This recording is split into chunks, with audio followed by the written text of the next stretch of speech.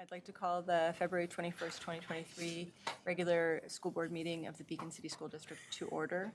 Please stand for the pledge. I pledge allegiance to the flag of the United States of America and to the republic for which it stands, one nation, under God, indivisible, with liberty and justice for all.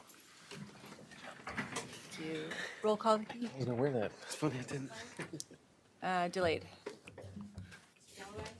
Here. Here. Here. Delayed. Here. Here. Here. Here. Thank you. Matt, would you review the fire exits? Yeah, exits are in the back of the LGI. Thank you. Is there anyone that would like to make a public comment?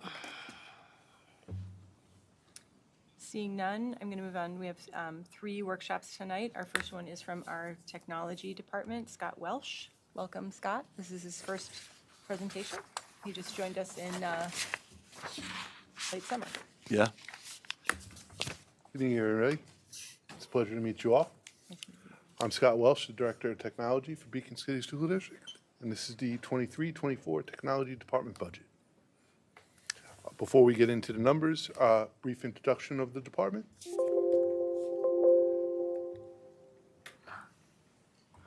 So, overview of the department. As I said, I'm Scott Welsh. My right hand has been indispensable to me since I've started here. My audiovisual specialist, Mike Adamchak. My networking team consists of Amy Dick, the senior network specialist, and Ron Fennell, my network specialist. Kim Stavali is the student data specialist. And my help desk team, my infrastructure support specialists are Nicholas Middlebrook, Bailey Moore, Liam Olive, with Aslina Tuggle as the department clerical. Now for the 23-24 budget numbers. Tech department budget for school year 23-24 total comes in at a little under $2.5 million. That is before any state aids or reimbursements.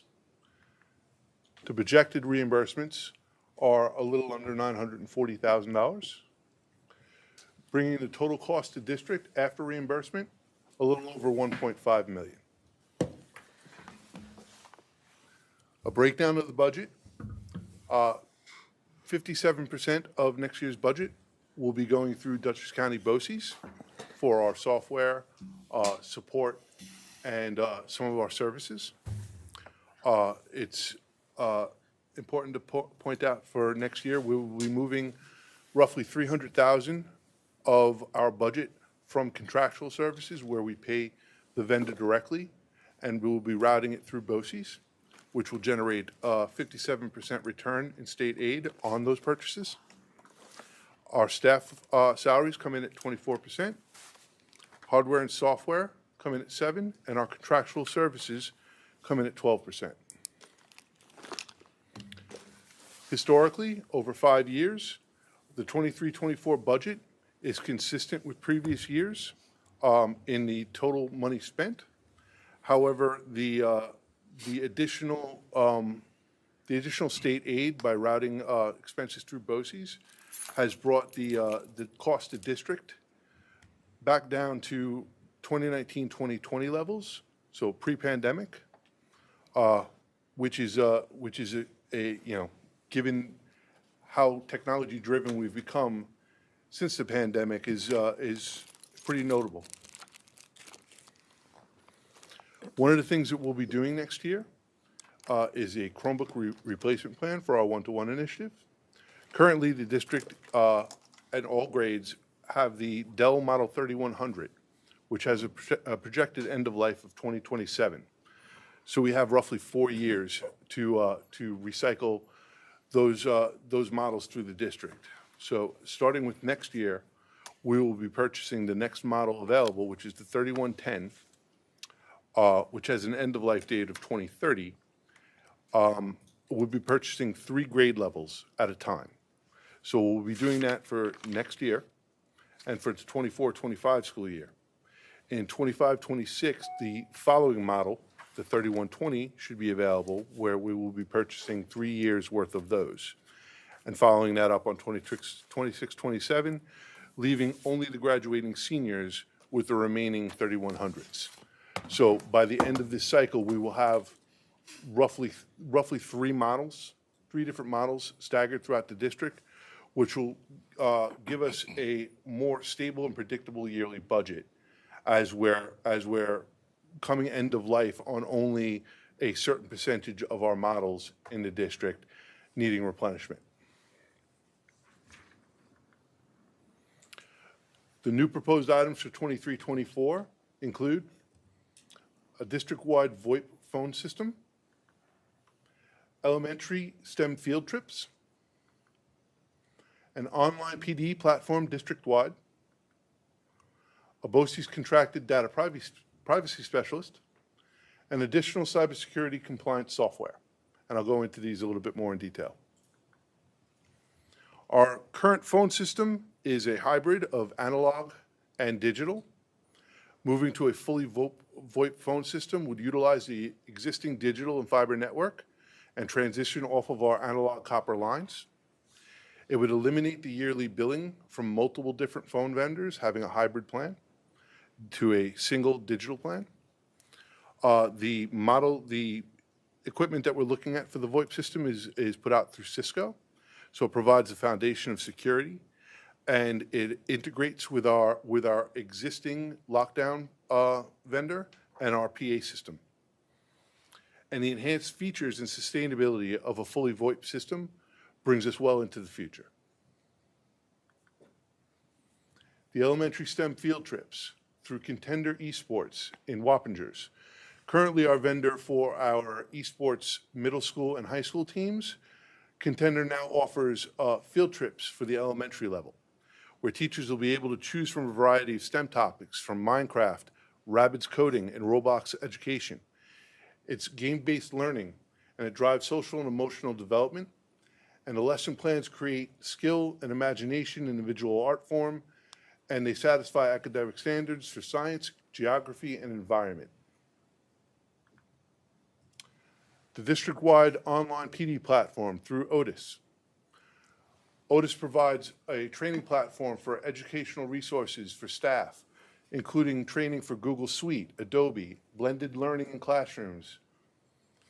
It's the ability to extend training modules to parents via a parent portal, where parents can access online modules to help their children integrate with Google Classroom, ClassLink to get situated. And the online trainings offered to staff are also available for CTLE credit, which they can apply towards their NICET certification requirements. Data privacy specialists and cybersecurity compliance software. I'm putting these two together because they kind of work hand in hand. Through Duchess BOCES, we can contract with a data privacy specialist 1 day a week who can ensure and maintain our NICET EdLaw 2D compliance. It can acquire and manage vendor data privacy agreements. The data privacy specialist is also trained in the Symetrics software, which is cybersecurity software that aids us in our NIST compliance, which is a national standard for technology. NIST compliance and cybersecurity measures are now heavily required for many cybersecurity insurance policies. Looking beyond into the future, we're looking at a multi-year phased switch replacement as we have 6 different buildings and we have aging technology coming up with a phased plan so that we can swap out our equipment in a staggered manner. We need to do this because new wireless in the next 5 years is coming out, a new band of wireless that devices are going to be connecting to. Our current access points have a lifespan. They're up in 2028. The replacements are going to be offering this new wireless as an option, and the new wireless takes a little bit more bandwidth, a little bit more power from the switches to operate, so you need newer switches that are able to provide those power. Smartboard replacements. Right now we have 2 different models in the district. One of them is approaching end of life within the next couple of years. I would like to look at a uniform solution throughout the district. with, taking a look at different models, different feature sets to provide a little bit more uniformity across the buildings. And educational pathways for IT certification. Pearson VUE has offerings that are basically prepackaged courses in which students can engage in different Adobe, Google, different vendors' software and learn the ins and outs of it in preparation to sit for certification exams. These type of curriculum are beneficial for many different ways and can be offered as AP courses, as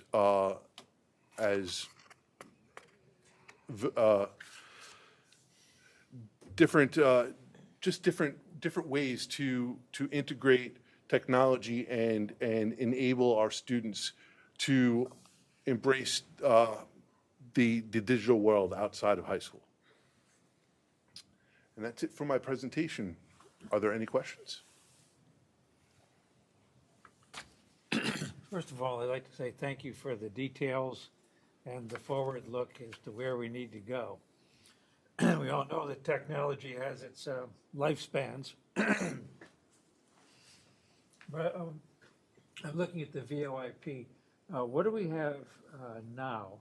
And what is it that you're looking to go to? I remember when VoIP first came in, I kind of rated the voice quality as somewhere between cell phones and landlines. How is it now in your assessment? Well, I mean, voice over IP is certainly leaps and bounds from when it first came out.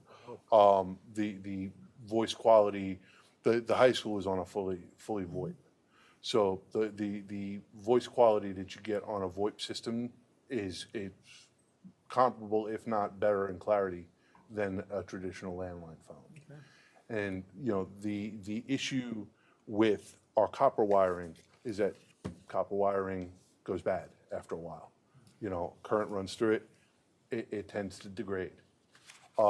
We have vendors who are consistently coming out to replace surge protectors, replace lines for the segments of our district that are copper-based. It's also very limiting in terms of what we can do with it. Because we're on a hybrid system, we can't really embrace the different feature sets that a fully VoIP system could offer, because we have segments of our district that aren't on that network yet.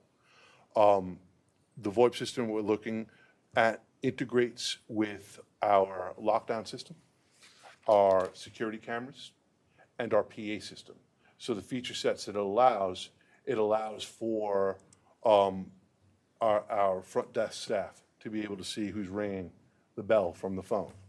Our attendance secretaries to be able to make announcements in the building from their phone rather than having to go to a PA system mic. Voicemail over email. So if you're not at your desk and somebody leaves you a voicemail, it can route to your email with a WAV file that you can just click and you can listen to your voicemail, and you can click a button and you can delete the voicemail from your phone, from your desk phone right there on your cell phone. It's just the feature sets that it offers, the ability to take that single system and know that you have something that is going to be sustainable for at least 6 or 7 years before there's a firmware update or a need of a change of equipment. It pays for, it's a big expense, but it pays for itself in what you're saving and having phone vendors come out to repair your lines constantly, and what you're not, and the ease of what you're not able to do currently and what you would be able to do with a fully VoIP system makes it more than worthwhile. And the Chromebooks, we were very fortunate to have launched into the Chromebook for all Yes. mode just before COVID came down. And I was Yes. thinking how much worse it would have been if we'd been a year later. I worked for a district that was scrambling to get it done after COVID. It was not fun. Yeah. So you're talking about a phased replacement plan? Yes, so Dell generally puts out a new model once every 3 years. They missed, this past year, they missed the 3110s. They were not ready. So we wound up, instead of getting those this year, we got another round of the 3100s, which unfortunately put the entire district on that model. Now, those are good until 2027, but you certainly don't want a huge hit, you know, where you're replacing half the district or all of the district at one time. So looking at it right now and saying, well, the 3110s are available right now, we've got incoming kindergartners. So how many grade levels do we need to replace at one time so that I can have the whole district transferred over before the 3100s go end of life? And the number is three. Three grade levels at a time would allow us to phase out the 3100s in time, and it would also coincide with the 3120s come out. So you would actually wind up with different models, you know, at different grade levels. So then the expiration date would stagger as well, which would keep things sustainable at a certain price point where you're not scrambling at the end. Does it look like our budgeting is adequate for the plans that you have in mind for at least the current year? Yes, yes, the budgeting is adequate for that. I believe between the budget that I have and what I was able to move over to BOCES and generate some state aid for, that kind of filled the gaps to be able to offer, to be able to sustain what we currently have, offer some new things and not increase the budget.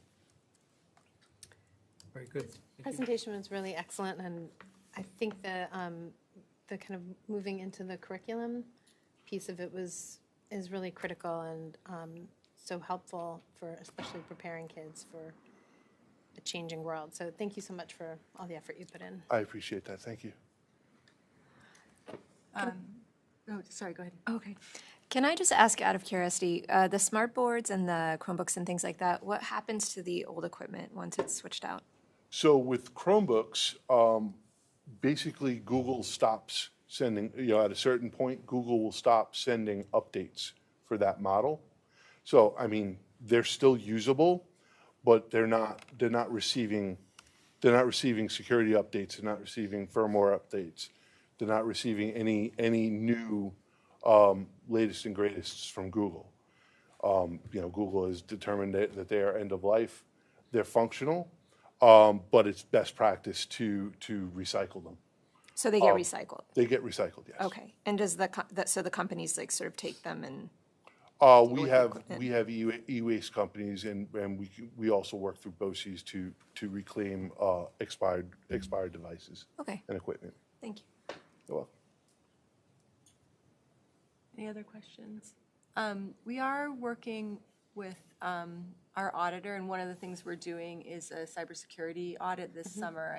I assume you are aware of that, and that doesn't start until July, did we say? Okay. Okay, great. Well, I'll be interested to hear that. But this is great and wonderful that you figured out how to run more things through state aid. Well done. Thank you. That's huge. Thanks a lot. Yes. So for I have the, one Oh, more. I'm sorry. One more question. Yes. I noticed you mentioned there are some additional integrations with regard to the parent portal. Does this mean that parents can assist their students in by getting into the Google Classroom So with- easily, that type of thing? Yes, so Otis, the online platform, has a parent portal, has a parent module where the district can take, you know, the modules that they have access to, and they can make them available on the parent side. And there are modules on how to sign up into a Google Classroom, how to use Google Classroom, how to use Google Sheets, Google Docs, the different Google tools. It has all kinds of training modules that we can make available to parents that can aid them when the little one is home, you know, help them with their homework, help them get onto their Chromebook, help them utilize the Google apps, things of that nature, yes. Okay, thanks. for the educational pathways, how are you planning to link them to like our classes at the high school? Like, Well, that would actually be more of a collaborative effort between Mr. Dwyer and Dr. O'Neill. But basically Pearson VUE has offerings and different ways in which that can be integrated into classrooms. and I'm bringing it to our attention as a possibility of something that we can work on collaboratively. I actually have a question. Does Parent Portal fall under technology? So I use the words parent portal, because we're familiar No. with it. We're familiar with it with PowerSchool. With But PowerSchool, it is this app that I was speaking about, But Otis. I meant PowerSchool, sorry. I meant, so, like, PowerSchool falls under, So PowerSchool is kind of a multi-person tool. The parent portal, my senior network specialist, Amy, and my data specialist, Kim, when a parent sends in a help desk ticket to the parent portal email, they're the ones who receive it, and they will, if they can address the issue directly, they will. If not, they'll contact whatever building level person they need to and work with them to work through it. So it is a collaborative effort, but yes, we are involved. I'm just curious on the features that are on there that are not being used. Is there a point when we'll start using them? For instance, like graduation requirements is on one of the side panels that you can use. There are like other little features on the side. So I was just curious if we would ever go that route and start using them to Well, I better mean- educate the student from where they are with their graduation requirements and the parent. Because when they get to college, like some of them have advisors, but some of them don't. So they have to get in the habit of following like I don't know, what's the proper word, like a curriculum sheet, a DegreeWorks type sheet to tell them what track they need to go on, Agree works myself, yes. what to go on. So I was just curious if using PowerSchool and the parent portal, if those features on the sides would ever like, Well, I utilized. can't answer directly, but I mean, it is something that I can work with Mr. Dwyer and, see if it's something that we can enable and see if we can make work. Absolutely. Thank you so much. Thank you.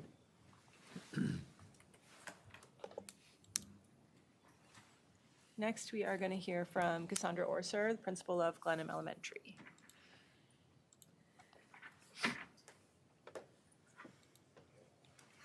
Thank you. Good evening, everyone. I feel like I know everyone's sitting here. So it's funny because I was just talking when I got here about putting this presentation together, and it was a great reflection of not only the beginning of the school year till now, but then as I was looking at the board members, I may have been a teacher in the middle school when John was there, and now I have some students of mine at Glenham who I taught their parents when I was at Roundabout. And so it's coming for full circle in a really big way. So this was even more special, I feel like, than ever before. Oh, and Elijah's in the presentation. I think that's what started my thought process, because he was also one of my students way back when. So to get started and addressing the board goals, the first that I'd like to talk about is excellence and exemplary curriculum. So this is updated quite a bit from last year because we were so lucky at the buildings to get new foundations kits.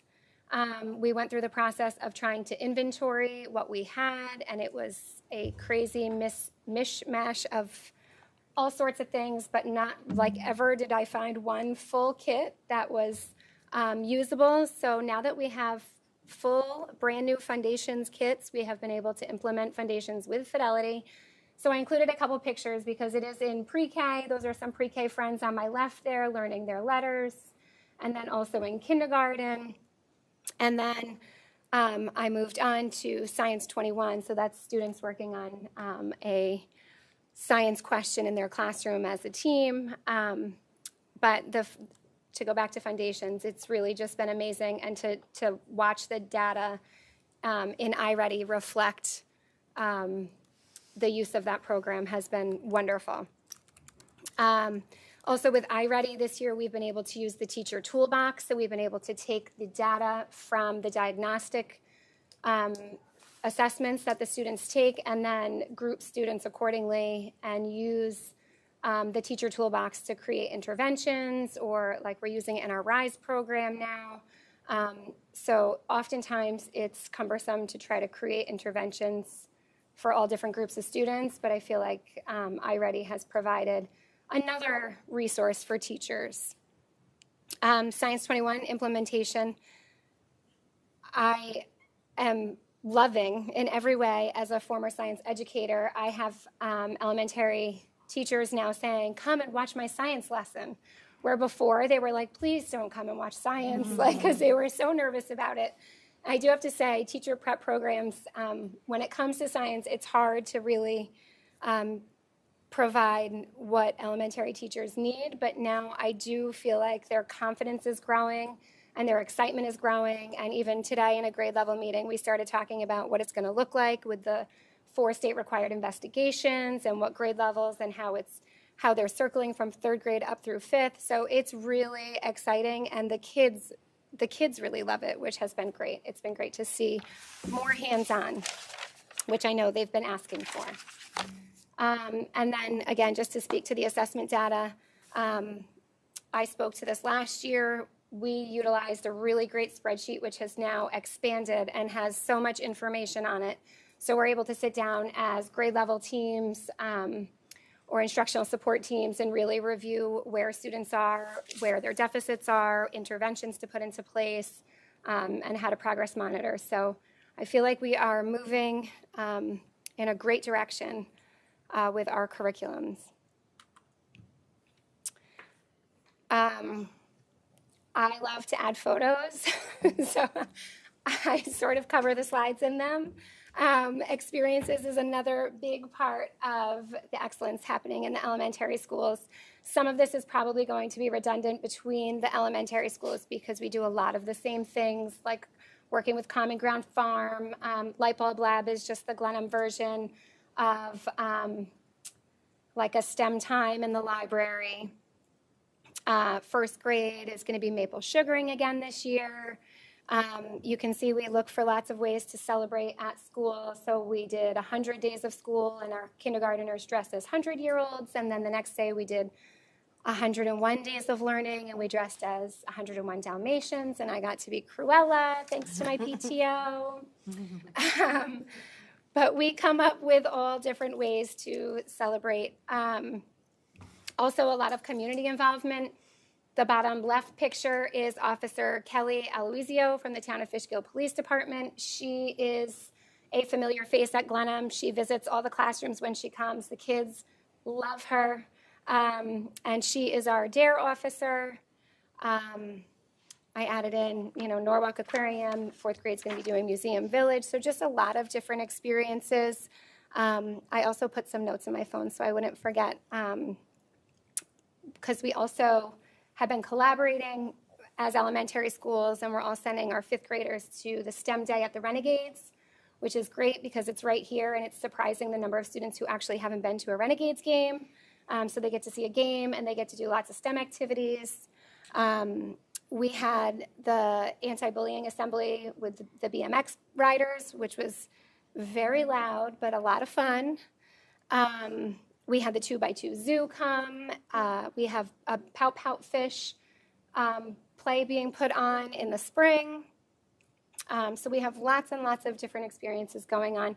To talk through the rest of the pictures, I have to give a shout out to Captain Pisanelli, who's one of the parents in the building. He works for the MTA police, and he had some of his friends come with their canine dogs to do demonstrations. So their philosophy is, it's not like they weren't attacking people or anything like that. They were showing us how they sniff out suitcases and how they do their agility work. So we got to see them run and do jumps, and it was a lot of fun.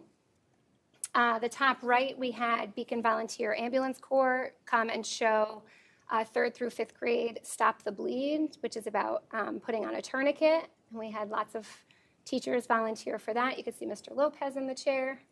And then the bottom right is Fire Prevention Day, where we had, I think, 6 different fire departments come for our parade.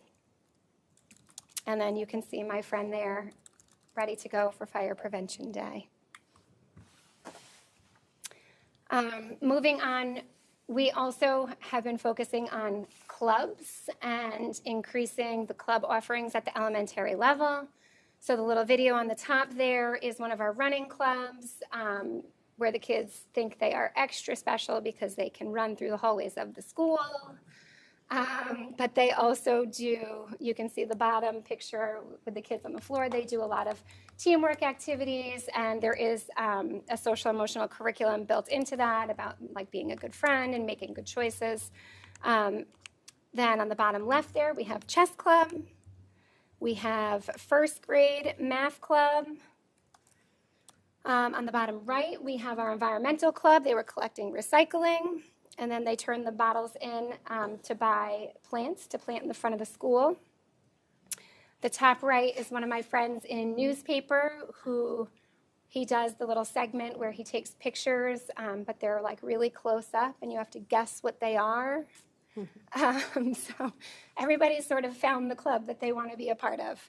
And then I just listed off all the other different clubs there, the board game club, student council. We have intramurals now, which is very highly attended. And then Girls on the Run.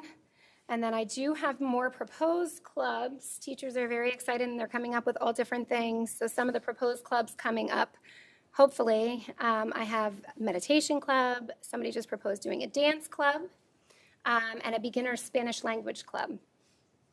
So they're writing the proposals, and hopefully we can add some more offerings. So the video there, we always like to have a fun bulletin board in the beginning of the year where all the students in the school are represented in some way.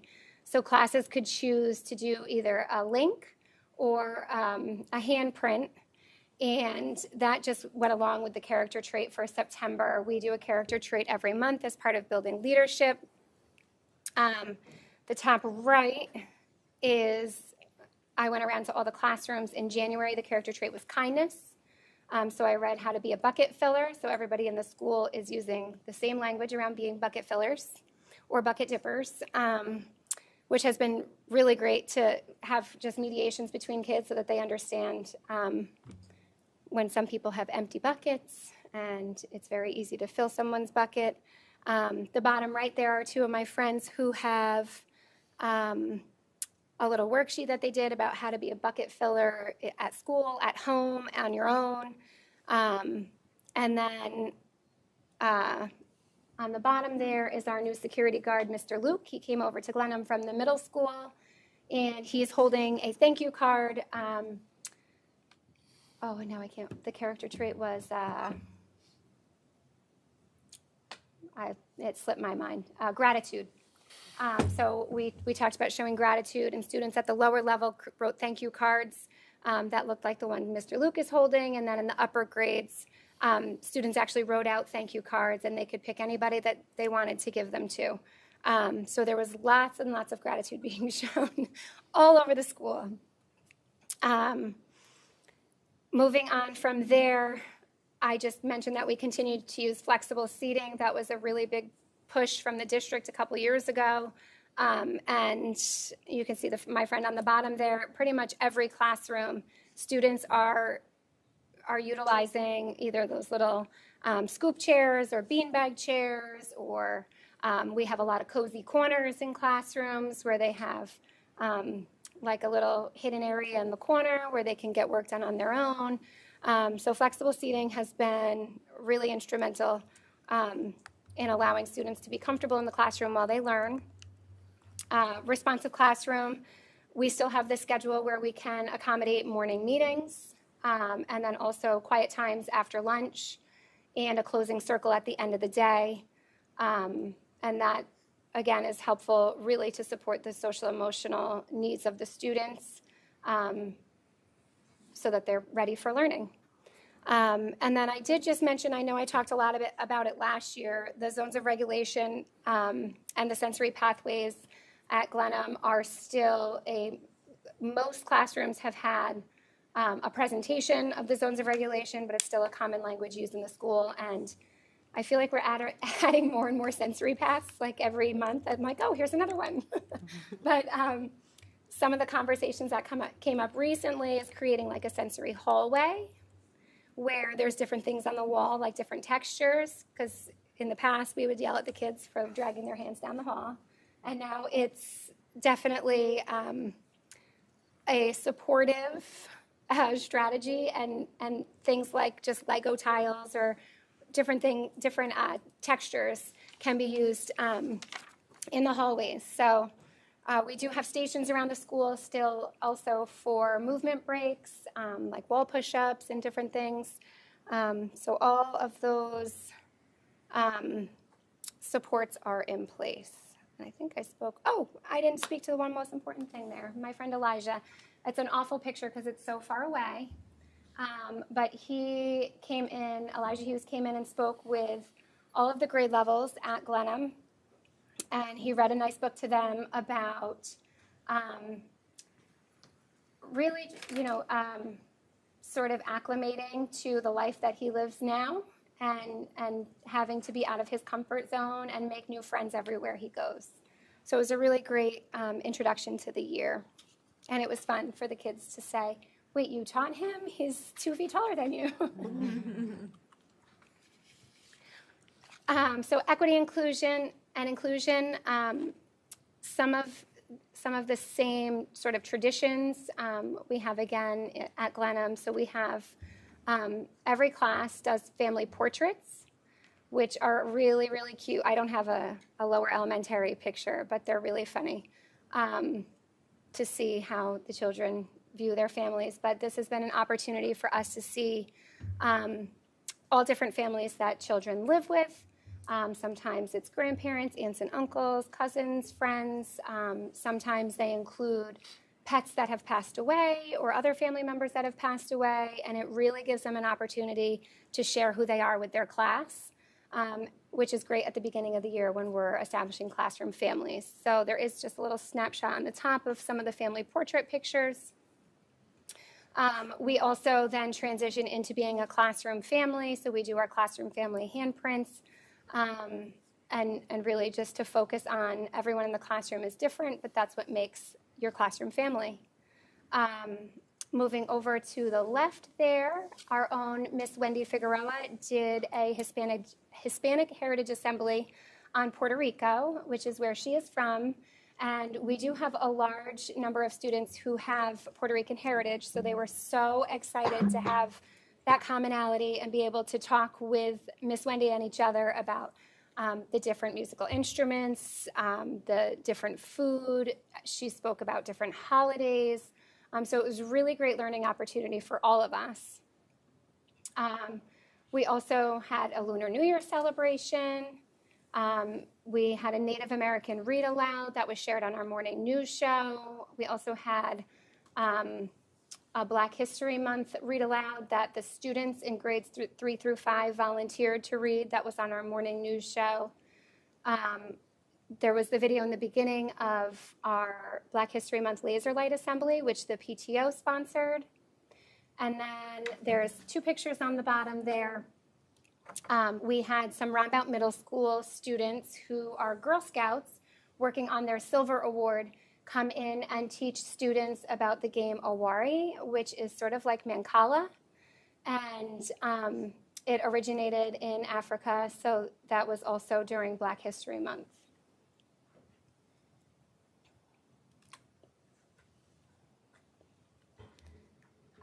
If you follow Twitter or Instagram, typically my elementary school updates and reminders are on there. That's just a snapshot of the one that went home in January for focusing on communication, social media, which is spelled incorrectly. And then a big focus on our evening events. It was hard because I have a ton of pictures from our trunk or treats, but they're hard to see because it was so dark during the trunk or treat. So I didn't add those in, but with PTO, we've had the trunk or treat event. We have bingo this Friday night. That picture there is actually of our pasta dinner, which was put on by our 5th grade committee. And then I do also want to mention the evening events coming up.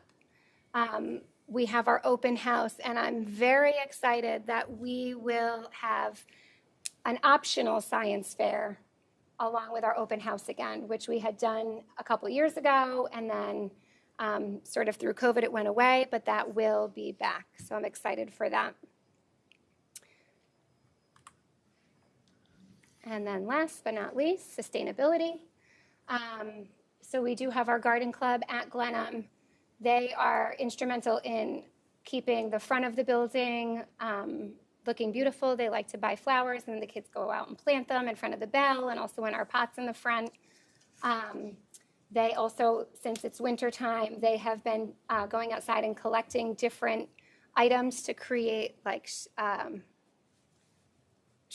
different structures to put on display, which are interesting. We also, are still working with Land to Learn. We are planning our pollinator pathway, which is going to be in the back of the school near the outdoor classroom. We just got the list today of the different plants, so that's exciting.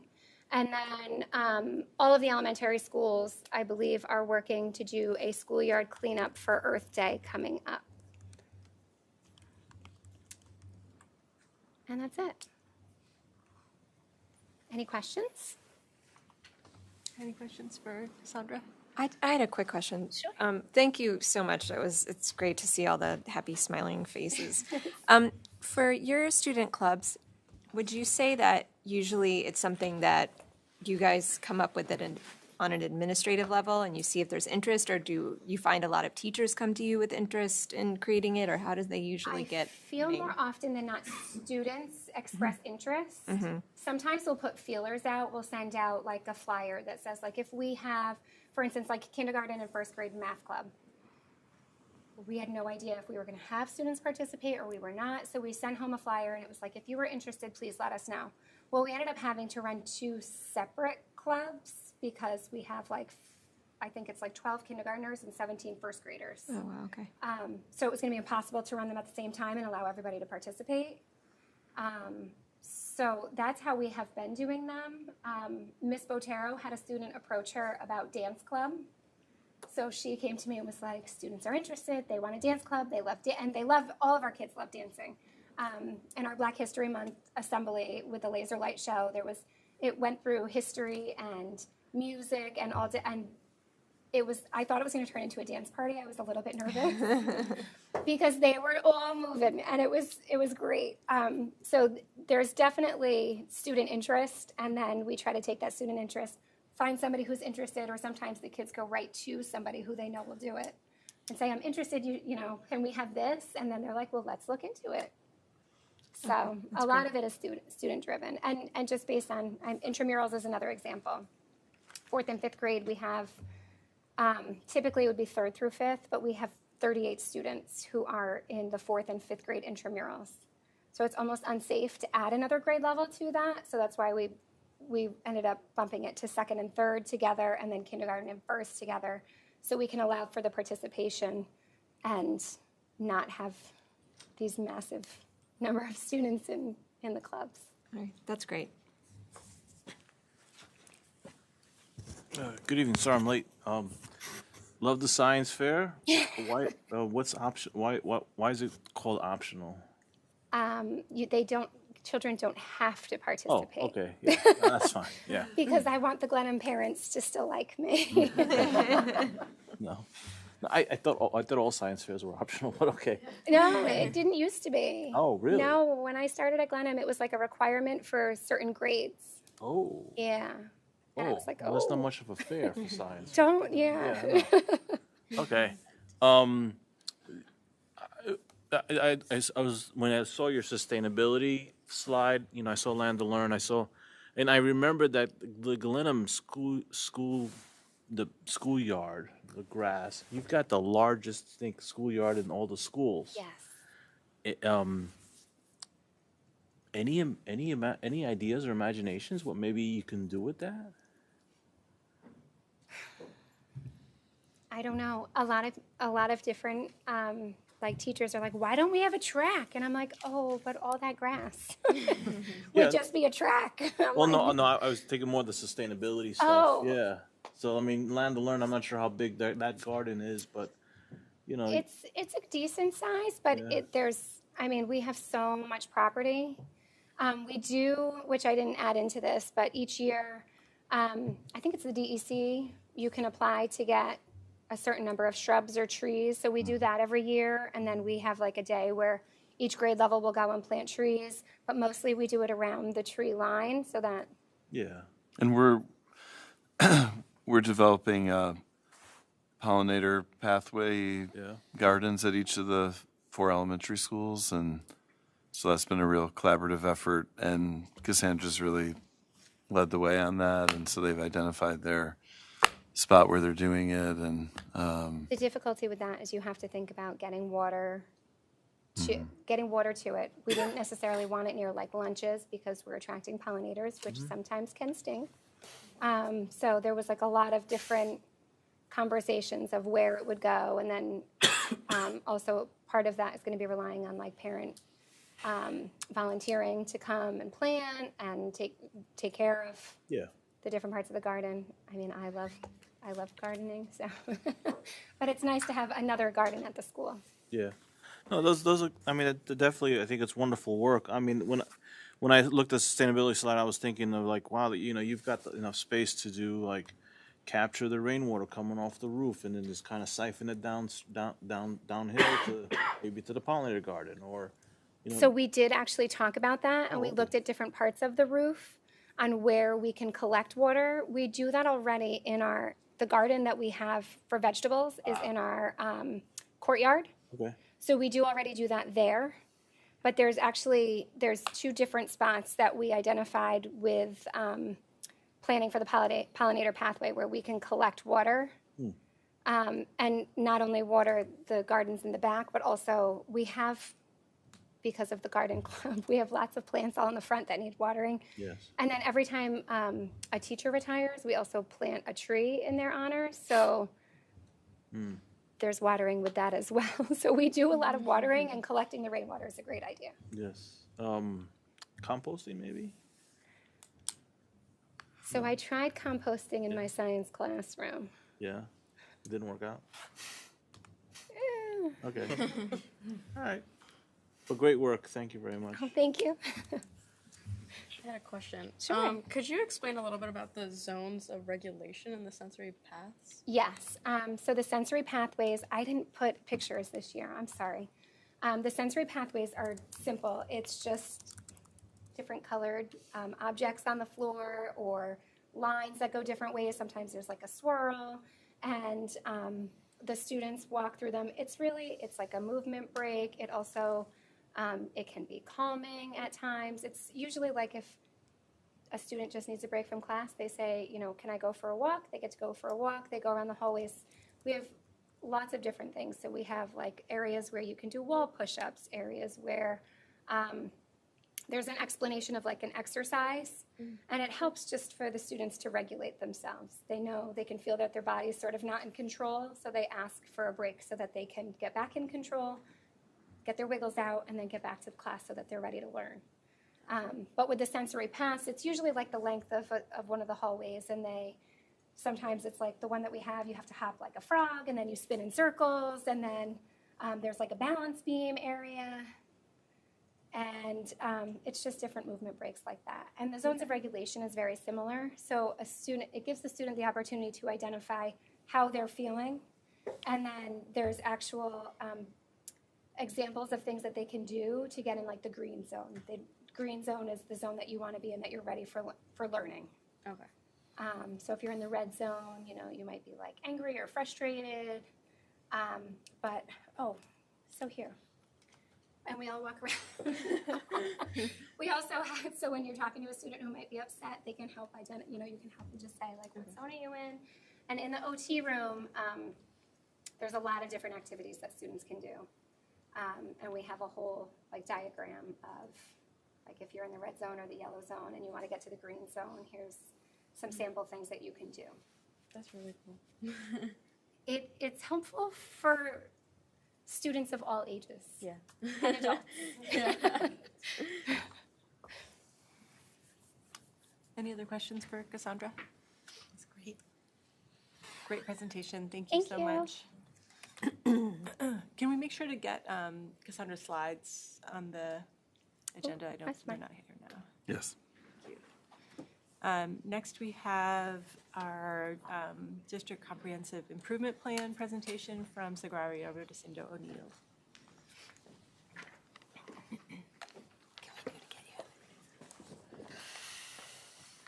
All right, you guys are getting marathons today, so I will be brief. I actually have a video, if you would like to see, of, I forgot your name. Ari. You wanted to see like the sensory path? Yes. I have a 90-second video because I did one in my school when I was principal, Okay. and I demoed it. So I could send it to the Board of Education if you want to see what it looks like. That'd be great. I shouldn't say I put it up, my husband did. I made him do it. He's probably watching right now saying, you didn't do that. All right. All right, good evening, everyone. I'm sorry I had to wedge myself in. I wanted to give a brief overview of our District Comprehension Improvement Plan.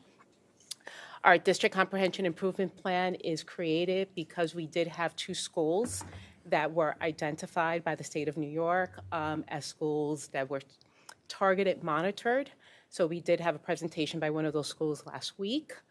And then we had our middle school, which apparently is no longer on the list. So that's the celebration. Yay. So we're down to 1 school. And no doubt next year we probably won't have to do this plan anymore. We can keep to our internal plan.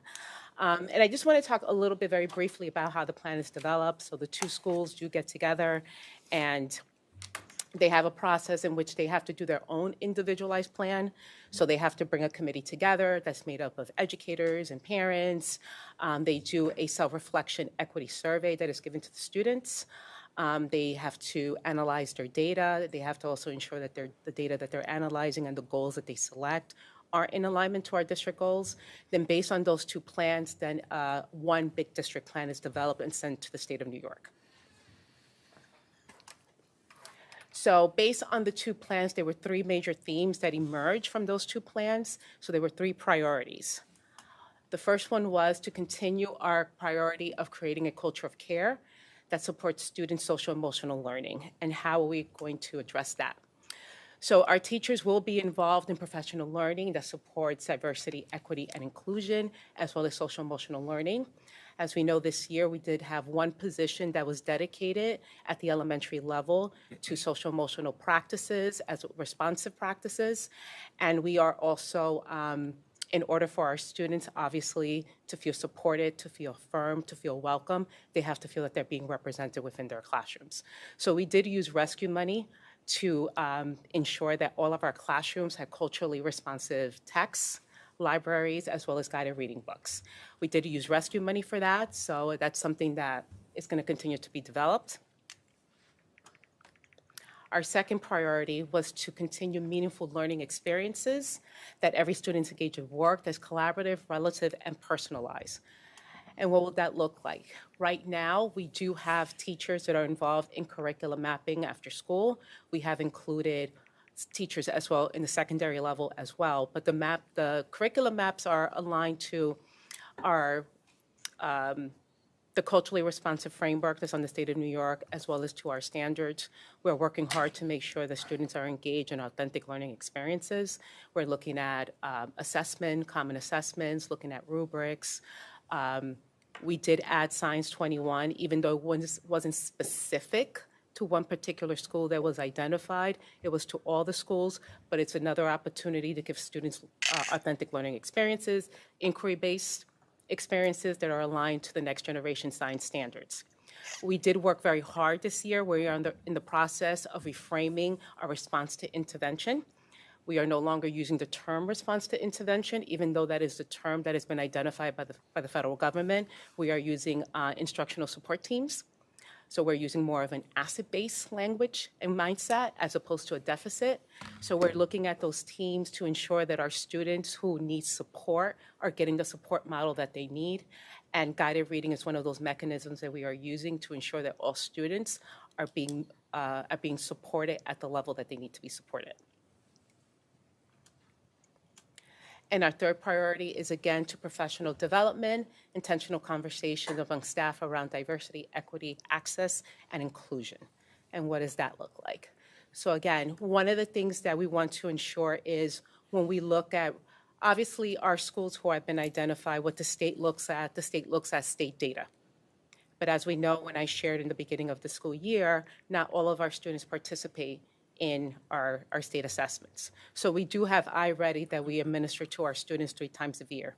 And what iReady does, it gives us an opportunity to see all students, one data point, how they're doing in reading, how they're doing in math. And because all students take the benchmark assessment, it gives us a real opportunity to look at where growth is needed, where support is needed, and an opportunity to celebrate where students are doing well. The other thing about iReady is that iReady has also been disaggregated the way the state disaggregates our data in terms of demographics, in terms of gender, in terms of race, and in terms of socioeconomic status. So we're able to look at disparities in the data. So if we see that there are particular groups that need more support, as well as students with disabilities, that gives us an opportunity to, again, be able to meet students where we are and have positive conversations on how we want to support our students. And again, we are continuing this year with our diversity, equity, and inclusive practices, professional learning. We are doing it embedded within every professional learning opportunity that we're doing because, again, we don't want equity to be a separate thing. It should be embedded in all the things that we do. Questions? I said I was going to be brief. Any questions? With the iReady, do you know how accurate it is in predicting how a student will do on state tests, like for proficient and non-proficient? Actually, according to them and in the research that I have done, it's about an 80% alignment. One of the things that iReady does is it also has a test prep in the teacher toolbox the teachers now have this year. So in addition to the additional lessons that they can do, that they can pull out and work with their students, there is a test prep book in there that has the same type of questions that would be asked on a state assessment. And that's what we're using for our students who are in the RISE program. 80% for the ELA or math or both? For both. It's aligned to the next generation standards. And it's also, it gives you a Lexile level, which you can convert if you're using Fountas and Pinnell or if you're using DRA, those other types of benchmarks. So it's about an 80% accuracy. And again, we're using it as just one data point because, again, we also do other benchmark assessments through Fountas and Pinnell. We also do teacher-based assessments, ongoing assessments in the classroom. So we want to make sure that we see the full student learning profile as opposed to relying everything on one thing. But iReady is one data point that's pretty objective because it's not the teacher administering the exam. It's the computer that's doing it, and all students get to take it. So. I had a question about so Roundabout's off the list recently. Besides maybe the administrative energy that it takes to run the comprehensive plan, and how different is it? How different would that be? You said we could run our internal plans now, right? So what I don't understand is like was this comprehensive plan that we had to do for the state, did it get in the way with implementing the internal plan in Roundabout, or was it like a 50-50? Was it like no? It's aligned. The tandem? district plan has to align what the two schools did. Okay. Now, obviously, which is why what I did was the emerging themes that came from the two plans is what I developed to the state. Yeah. But the state also gets the school-based plans as well. Okay. So all the plans have to be sent to the state. So then what looks different now that Roundabout's off the list? What's different at Roundabout? Anything besides just having the track Well, listing? what they use, again, there are certain indicators that the state uses in order to identify the lowest 5% of performance in the state. They use chronic absenteeism. They use the state assessments. There was a couple of things that they untethered last year. So that one thing to keep in mind is that because of COVID, the APPR full requirements were not applied. This year they will be. So there's 9 components. And last year what they did, they only really used 3. So that was probably one of the reasons why Roundabout was able to get off the list. Hopefully they'll be able to maintain themselves off the list. But unfortunately, the state assessment is one of the big components that they use because of ESSA. So, and we only have about 50% of the kids that participate in the state exams. But again, they look at other things. Again, the big thing is also chronic absenteeism. So. And we don't use chronic absenteeism. I'm sorry? But the district doesn't use chronic absenteeism. No, but they look at individual schools. Okay. But the state does. Okay. Yep.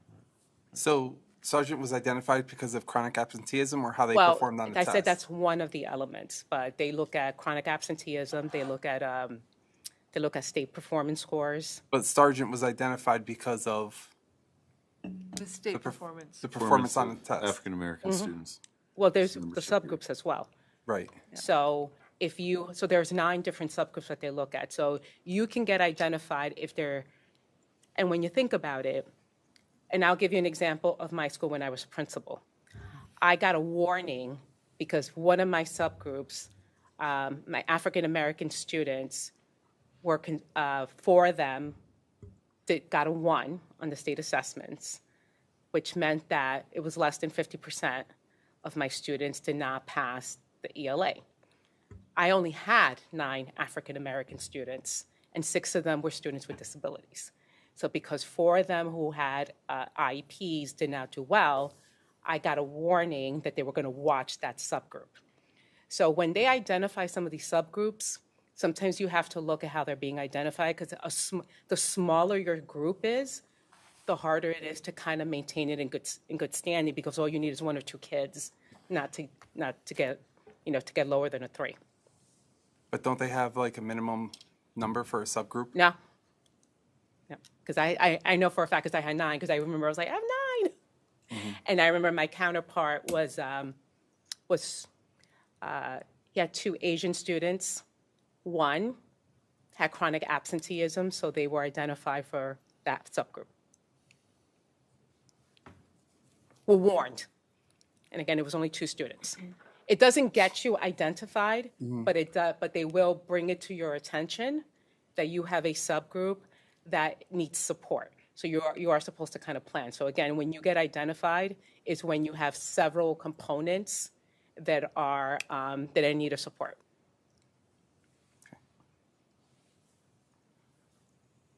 Any other questions? Thank you so much. Thank you.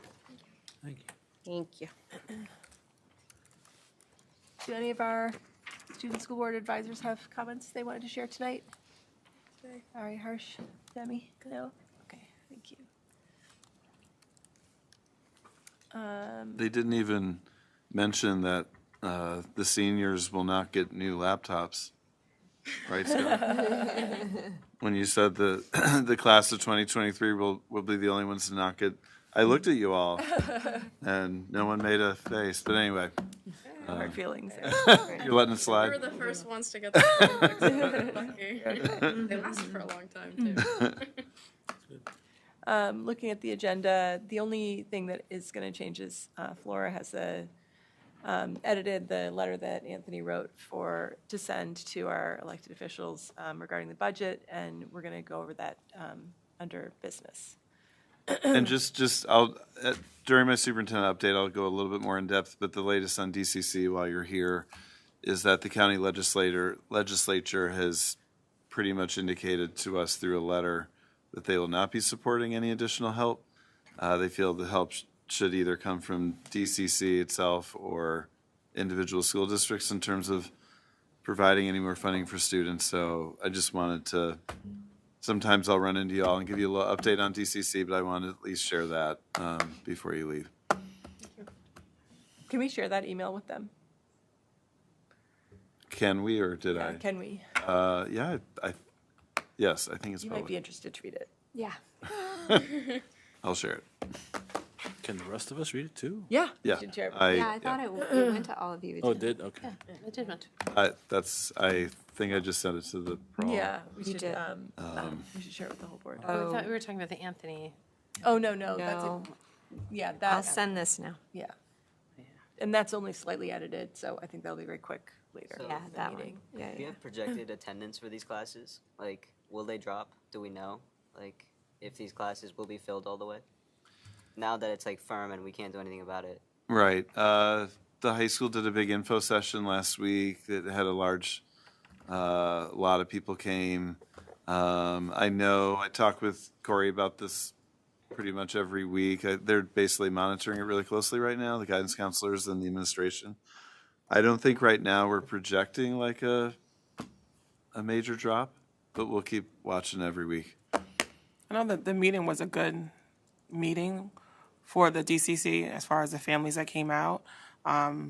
I know there was a couple of things that we were still waiting to hear back from as far as like how we would pay or like when we would pay, and or if you wanted to just kind of sit in on the class and maybe not pay but sit in on the class. And there were a couple of family members who were saying like that's even a good option, which was nice to hear that other family members understood that like if that's an option to be able to have their students sit on the class and if they can't pay and I get the credit but still get that curriculum, I felt like hearing parents say that was still a good idea, it felt good because I felt like, okay, like this could still be something that a lot of families and students will still sign up for either way. So it was nice to see all the families come out and kind of listen to Corey talk about the different options and the families that have been through the process already, and just hearing the different family members saying, well, that's still cheap if you think about it into comparison of what tuition can be and the cost you'll save when it's all said and done.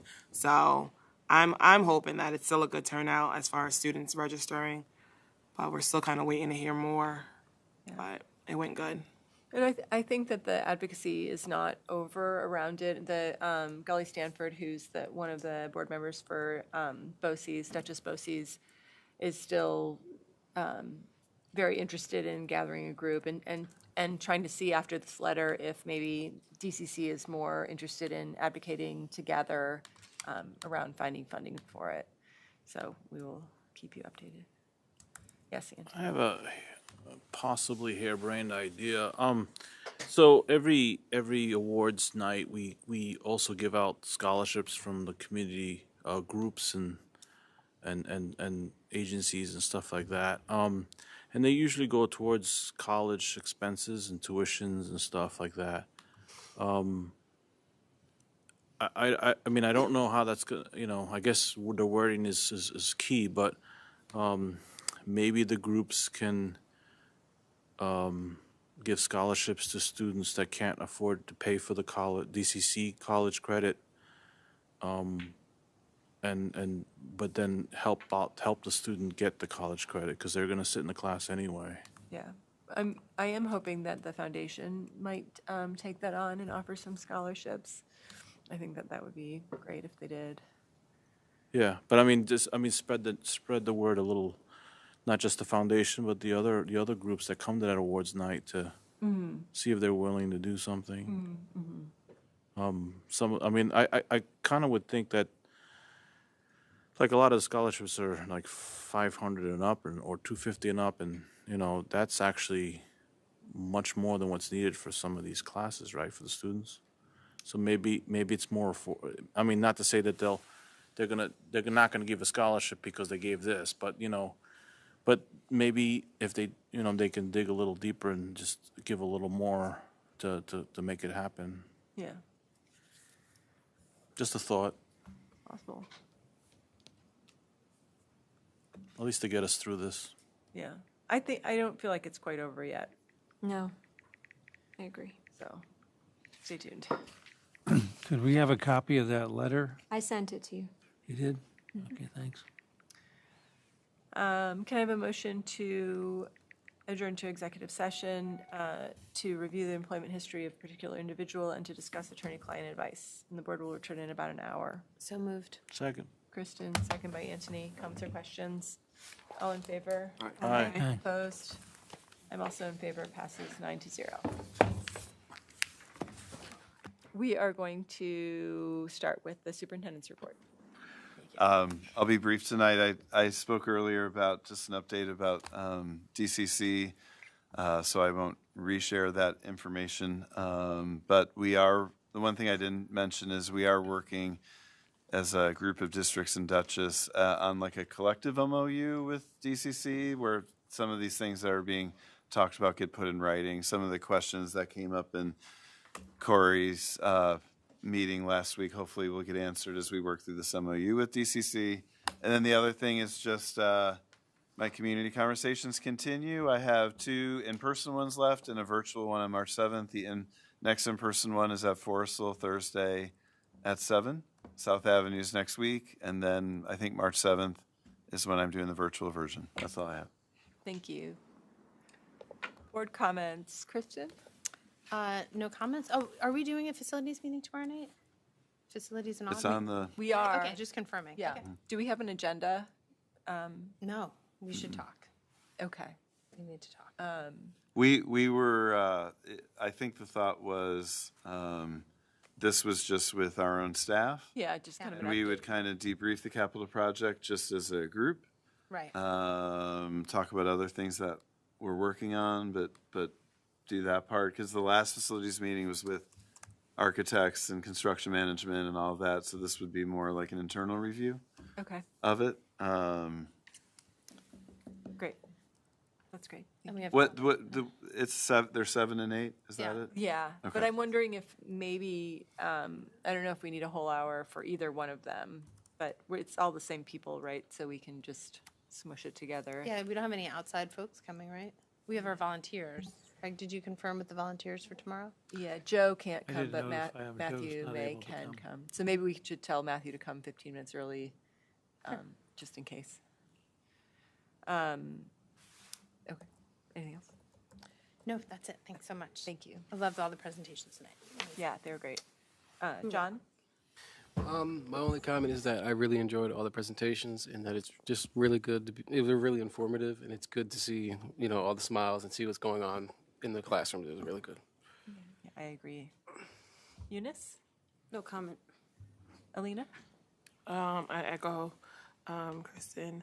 As far as the presentations, they were really good just to see what's going on, especially the technology. I think that was a very good presentation to learn more about the Chromebooks, and just is very intentional within the classroom and the staff and the teachers and the students. So it's more than just a general technology, So I thought that was good. Thank you. Anthony? Good evening.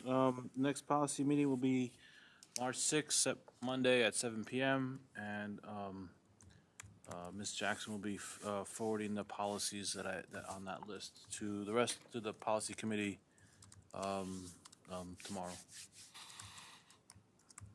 Great. And we're talking about the diversity, equity. Yep, that's one of them. That's on the list. Okay, Yep. great. That's going to be the longest one, but yeah.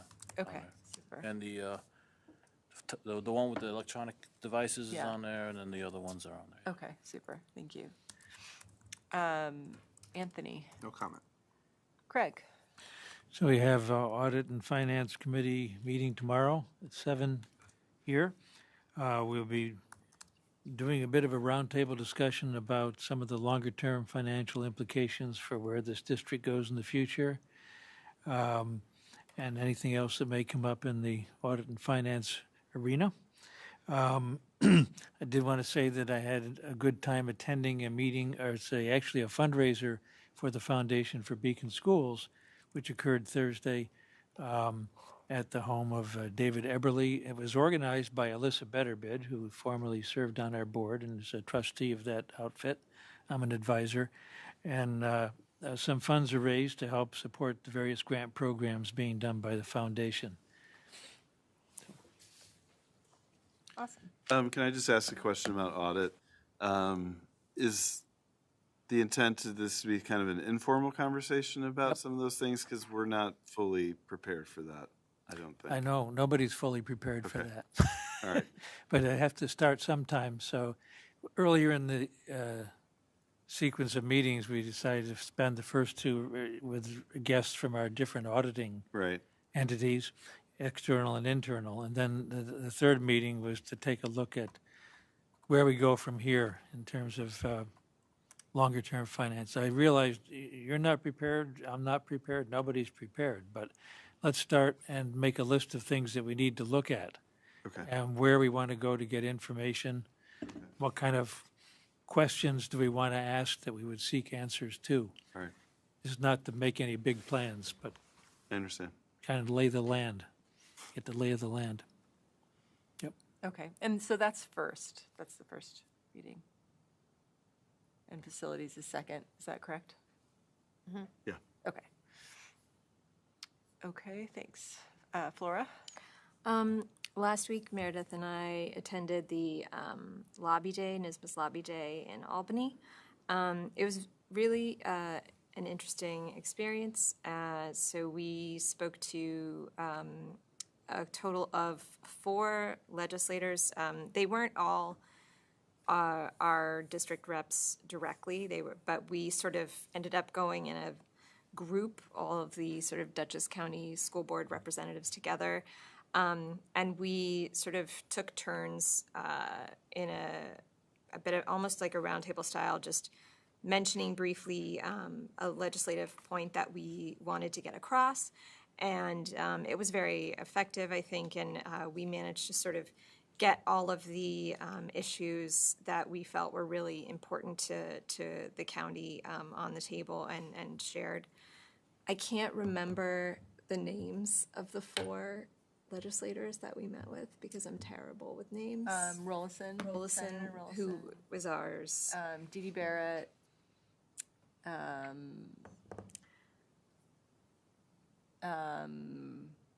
Not that it's B-Pen, and then there's... and the 4th one was...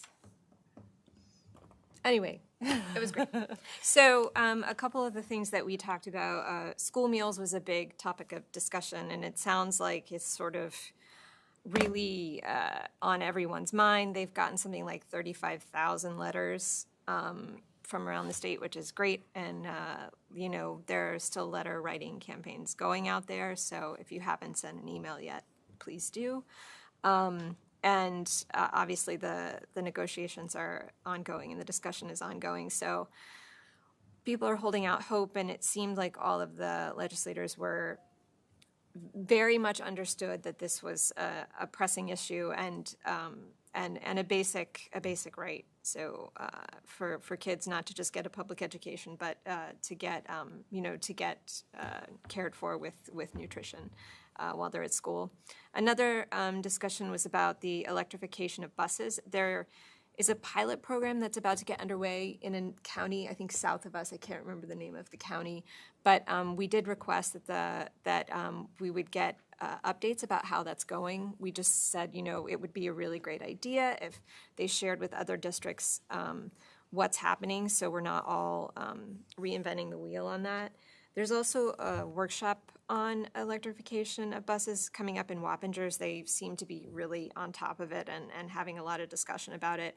And we've been in touch with them about joining that just so we can get some information as well. And it sounded like other board members in other districts were also interested in hearing about that workshop. There were other issues that were discussed, obviously a lot of budget issues like state aid and foundation aid formula and things, but they also touched on things like staff shortages and civil service issues. And there is some discussion going on with the Dutchess County School Board Association about digging into civil service more. There was also a mention about changing the pilot regulation, and this was the last thing I wanted to mention, so I can hand it over to you since it was you that it was mentioned to. Yeah, they said that, I was asking Carolyn Bobick about it from NYSBA, and she said that because Hochul did address 3 out of the 4 points around pilots that had been advocated for by NYSBA, but the 3 that she addressed were all about just notification, and the 4th was the more substantive thing where the property would actually be included in the tax-based growth factor. And she said that she did hear that it was going to be dealt with through regulation. So I'm still hopeful that that will happen. That would be great. That's it. Okay, yeah. Thank you guys so much for going up and doing that. It was fun. It was really interesting, yeah.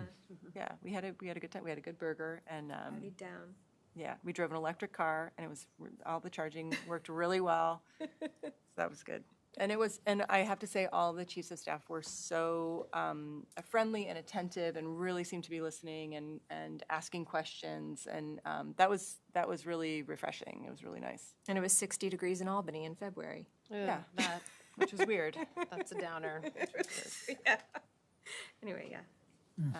Thank you. The only comments I have are, Sigario, is there a curriculum meeting tomorrow? There's an elementary one. An elementary one, Yes. okay. We had to do it for scheduling when we closed.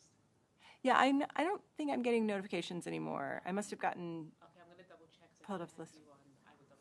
Okay, so should I not, you're saying I should just attend the full ones? Is that your, okay. I guess then what I can do is I'll send you the agenda with the notes. That would be great. Yeah. Okay, super, thank you. Anthony, I have not forgotten about the tax credit for firefighters, but we don't have that information ready yet to present.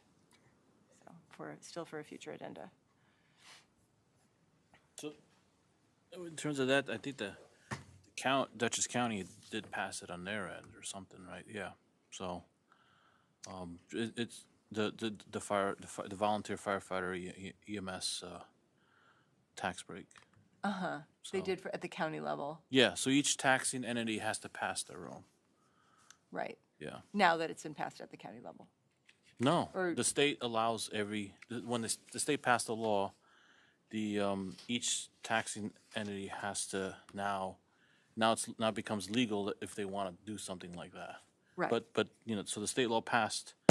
Now each taxing district has to Okay. make their own rules on how to do it. I think Okay. that link I sent the board kind of explains it a little better than I can. Yeah. Thank you for sending that. Okay, yeah, we will get it on an agenda soon. Okay, so for business, we do have an item that Flora wanted to add. You want to make a motion? Yes, so I'd like to make a motion to add the BOE State Budget Advocacy Letter to the agenda. So moved. Second. Second by Anthony. Are there comments or questions? Thank you for drafting that. This was Anthony, yeah. Thank you for drafting. All in favor? Aye. Opposed? I'm also in favor. Passes 9-0. Okay, so do you want, since it wasn't on the agenda, do you feel like reading it? Sure, Okay. that's fine. And just to give a little context, so initially when Anthony drafted this, he was like, this is something that we can send in the future, but we tweaked it just a little bit, and I think we should go ahead and send it. I think that there's no time like the present, and we have time. So if we can approve it, then we can have it sent out. We made adjustments just to make it as simple as possible, and then I have a couple of questions in here. So as school board members in your legislative district, we look forward to working together to secure appropriate funding for our schools. There are critical education budget issues that need your attention as you prepare to negotiate the state budget with Governor Hochul. We are very thankful that the governor and legislators have committed to fully funding foundation aid. This commitment has allowed our district and many others in the state to add valuable programs for students while bringing tax levies at or below the limit. Moving forward, it is imperative that the state addresses the foundation aid formula to ensure districts receive an annual increase exclusive of expense-based aids that reflects increased costs due to inflation and other current economic factors. At the start of the 2022-23 school year, more than 726,000 students in nearly 2,000 schools across the state, including in Dutchess County, lost access to free school meals. I should say, so that was one, this is two. Providing free meals for all students, regardless of income, reduces food insecurity, supports learning, improves mental and physical health, and bolsters education and economic equity. New York State must establish and fund a permanent statewide free school meals program to ensure all students have the healthy food they need to learn and thrive. Number 3, repeal Education Law 3012-D, dictating how schools should evaluate teachers and principals. A more effective evaluation process would exist if it was allowed to be locally determined. As I'm reading this, I'm realizing this is not a budget issue, so we should talk about how we want to frame this and whether we would take that out. Laura, can you go back to the meals again? Yes, Can you add something in there about absolutely. about students would be more apt, like the free and reduced lunch? I'm brainstorming. I'm just No, spitting out yeah, and go you for can, it. Wordsmith it, but the stigma, right? So kids aren't the free reduced kids aren't going to access it because of the stigma. If they take away that all kids have it, then there's no stigma for it.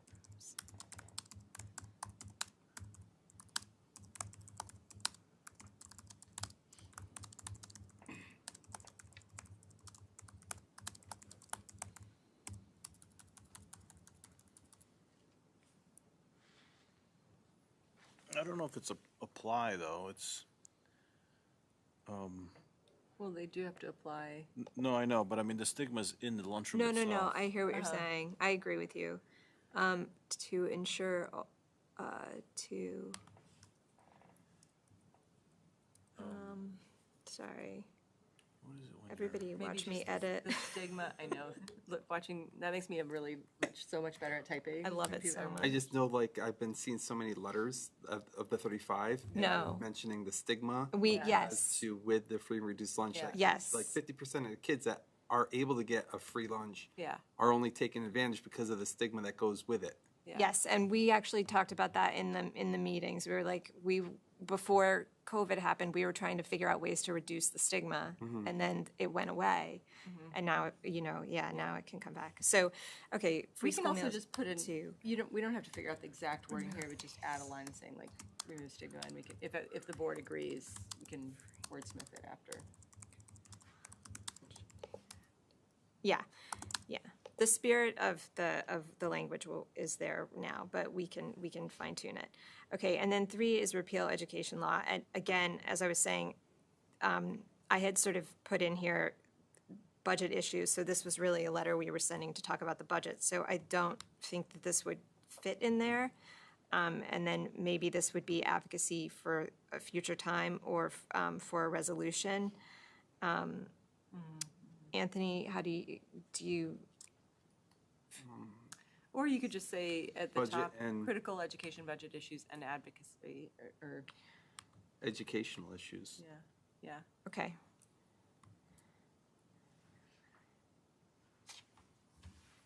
I mean, I'm fine. If you want to put it at another time, that's fine with me. But I was just thinking that, having a comprehensive as to what we're advocating for and putting it in one letter. So if you're stuck on the word budget, I could see why you want to put it somewhere else. If you want to put educational, Well, the reason I'm asking is because we're also saying as you prepare to negotiate the state budget, like so it is sort of framed around well, because they negotiating. should be talking, right? Legislation's the only one that could do away with the APPR of 3012D. Right. I think it's okay. I mean, And it can be kind of part of that negotiation. Take it away. Oh, okay, that's good to know. That's not the Board of Regents or Okay. That's not Rosa. That's legislation. Okay, great. Okay, no, that makes total sense. We can just take out budget. Okay, so then we're at number 4. And then for number 3, getting back to that, is there something more that we should include there? Because a more effective evaluation process, being locally determined, like that seems very open-ended or, What we're saying is, listen, we don't want it to be state dictated. It should be local control between the teachers union and the board. okay, so just leave it Leave it. as is. Okay. All right, so number 4. Currently, the state allocates a per pupil amount for districts to run their universal pre-kindergarten UPK program. This allocation is significantly lower than the actual per pupil cost to educate a student. For example, the cost of educating a student in our district, not including transportation costs, is $11,867. Meanwhile, the state's per pupil allocation for a UPK program in our district is $5,400 for up to 96 students. Based on the district's per pupil cost, educating 96 students would cost more than $1 million. But the total amount allocated to our district from the state is $508,631 for 96 students. The difference between the actual cost and the state allocation would have to be levied to taxpayers, which isn't feasible with a tax cap in place. Therefore, the state should either fully fund UPK and allow transportation expenses to be eligible for aid, or allow districts the flexibility to locally decide on how to use the state's apportionment to districts for a UPK program. Okay, so number 5, law should be amended to give school districts more flexibility with reserve accounts. Examples of new reserves should include a tax stabilization reserve and a health insurance reserve. In addition, the unappropriated fund balance cap of 4% should be increased at least 4 percentage points. Finally, the state should continue to fully fund all expense-based aid formulas. And this is really,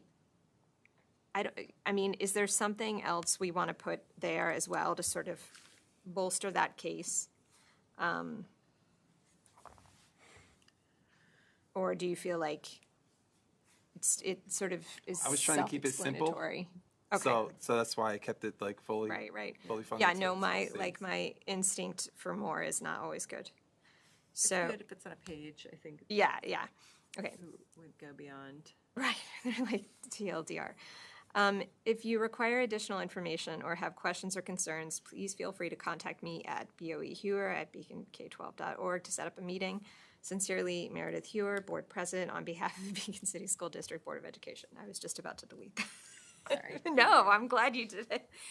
So that's the letter. I know, we're only getting a chance to read it now, but if everybody is okay with it, with these small edits, then we can send it out to our legislators. So moved with edits. Yes. Second. Kristen, any other comments, questions? Again, All in thank you favor? for drafting it. Hi. Opposed? I'm also in favor, passes 9-0. So we're going to send this to Rollison and Jacobson. Yes. Okay.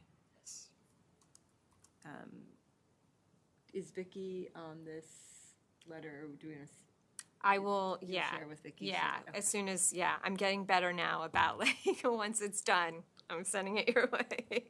And you make it fancy, and then you send it. Thank you. Okay, great, thank you. Thanks, guys. Moving on to the consent agenda. The use of the consent agenda permits the Board of Education to make more effective use of its time by adopting a single motion to cover those relatively routine matters which are included. Any member of the board who wishes to discuss individually a particular piece of business on the consent agenda may so indicate, and that item will be considered and voted on separately, thus preserving the right of all board members to be heard on any issue. Are there any items that any board members would like to have removed from the consent agenda? Hearing none, can I have a motion to approve 11.01 through 15.05? So moved. Second. Anthony, second by Flora. Comments or questions? Thank you for the donation. Thank you. for the 15.02. All in favor? Aye. Hi. Opposed? I am also in favor. Passes 9-0. Can I have a motion to adjourn the meeting? So moved. Second. Flora, second by Eunice. All in favor? Aye. Opposed? I'm also in favor. Passes 9-0. Have a great night, everyone. Thank you.